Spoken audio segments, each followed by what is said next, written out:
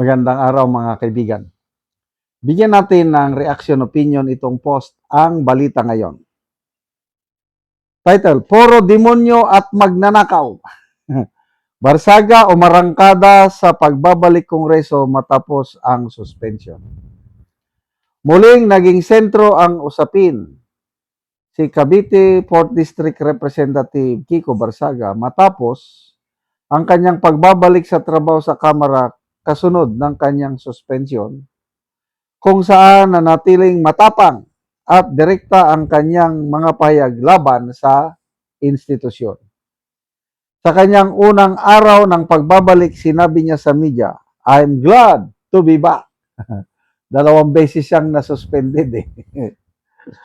Ngunit kasabay nito, umani ng matinding reaksyon ang isa niyang pahayag na ibinagi sa kanyang social media page. Ito ang kanyang post. Bakit ba may opening prayer pa ang Kongreso? Puro mga demonyo at magnanakaw nandoon.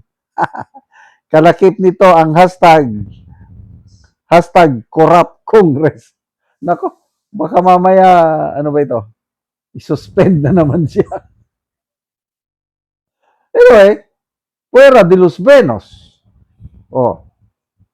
Kung hindi ka magnanakaw, kahit congressman ka, congresswoman, hindi ka naman nagnanakaw, ay di bali wala. Di ba, ang kasabihan is, bato-bato sa langit, ang matamaan, huwag magagalit. In fairness, para sa akin, may mangilan-ilan pa rin na matitinong lawmakers. Example, ayan, ito, si Barsaga, Libeste, Congressman Paulo Marcoleta, Congressman Eli San Fernando, Congressman Bong Sontay, Congressman Robert Nazal, yung mga Duterte na kongresista, 3 ata sila. Congressman Isidro Ungab, Congressman Edgar Erese, Congressman Toby Chanco. Then, meron pa. Kaya lang, perception ng taong bayan is, ito na, marami. Yung sona ng Pangulo, mahiya naman kayo! Sabi niya sa sona, pumalakpak naman sila. Sinong pinalakpakan? Sino ba yung tinutukoy ng Pangulo na mahiya naman kayo? Sino bang sa budget, nagbalahura? Kaya sabi ni Mayor Magalong na mga walang, parang kapal mukha. Binatikos sila ni Mayor Magalong at ni Senator Lacson nung okay pa si Lacson, nung hindi pa sa Blue Ribbon Committee Chairman. So, ano ba yan? Kongreso, puno ng mga demonyo at magnanakaw doon. Basa tayo ng mga comments. So, ang daming, ang nag-react. 21,000 ang nag-react, 13,000 ang tumatawa, 7,400 ang nag-like, 343 ang nag-love o comments. Yomas Itzibal, Congressman Kiko Barsaga, the next Cavite Governor. Arman Sayatang, yan ang dasal ng mga demonyo, hindi lahat na tumatawag ng Diyos para pakinggan niya, kung hindi ang sumusunod sa kanyang utos. Sabi ng Diyos sa 10 Commandments, ang sabi niya, huwag magnakaw. Hindi lahat ng tumatawag sa Diyos ay papakinggan ng Diyos. Sabi nga ng Panginoon, Lord, Lord, parang gano'n ba? I do not know you. Yung kahit tumatawag ka ng Lord, Lord, Lord, pagdating ng panahon, I do not know you. Get away from me. Kung sino lang ang sumusunod sa kalooban ng aking Ama, yon lang ang kasama ko. Kasi predict na sa Bible on the last days, darating ang mga ano, lalabas ang mga tao na lovers of self, lovers of money, sobrang corrupt, mga false prophets, false teachers. Meron diyan mambabatas, hindi ko na lang pangalanan, salita ng Biblia. Kala mo kung sinong matino, kailang ang kanyang lifestyle, grabing mga mamahaling kotse, mamahaling relo. Ilan yon? Magkano yan? Mga abot ata ng 20 million pesos yung relo na nakita sa kanya. Oh, ako, may relo ako. Ano ito? Ukay-ukay lang ito. $4.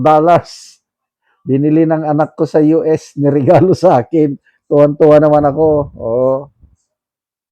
Kaya nga, hindi lahat ng tumatawag ng Panginoon ay papakinggan. Sabi ng Panginoon, these people honor me with their lips, but their hearts are away from me. Meron pang verse, Isaiah 59 verse 2. Ang Panginoon ay hindi bingi, na hindi niya marinig ang iyong kasalanan.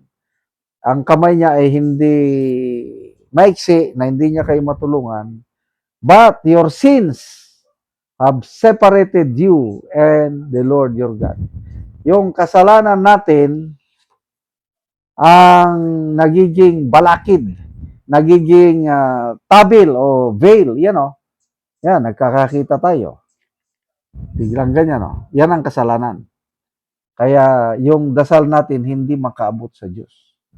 Kaya lang, lahat tayo makasalanan, but God has provided a way out.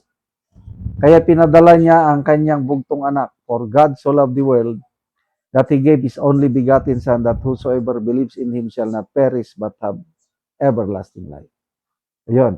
Yun po ang ebanghelyo ng Panginoong Hesus is pumunta siya dito para patawarin ang ating makasalanan. Ang gawin lang natin is ABC. Palagi kong sinasabi yan. A, accept that you are a sinner. B, believe. Maniwala na namatay at nabuhay muli ang Panginoong Hesus para sa kapatawaran ng iyong kasalanan. And C is commit or surrender your life to the Lordship of Jesus Christ. Pag ginawa mo yan ng buong puso, nawala na yung tabil, yung veil. Pwede ka nang, may access ka na sa Diyos. Salamat mga kaibigan sa inyong pagsubaybay sa channel na ito. Nakakatulong kayo ng malaki sa tribong Talanding ng Bukidnon dahil ang sweldo natin sa channel na ito is pantulong po sa tribo. Namimigay tayo ng libreng yero at pako para makapagpatayo sila ng mas maayos na tirahan. Panoorin nyo ang video na ito. Una si Angkol ang natagaan og yero. Oh, salamat daw nga tabangan siya og sin. Sandig. So bisandig lang ni Angkol ang yero. So muna ni ang itsura sa iyang balay. O karon mo na ni ang itsura sa balay ni Angkol sa tagaan ng Bugero. So mga buslot-buslot na gyud gipang tapakan lang gani ang uban. Tapak-tapakan ko rin. Makita gid nato nga kuan gid kaayo ang iyang hero.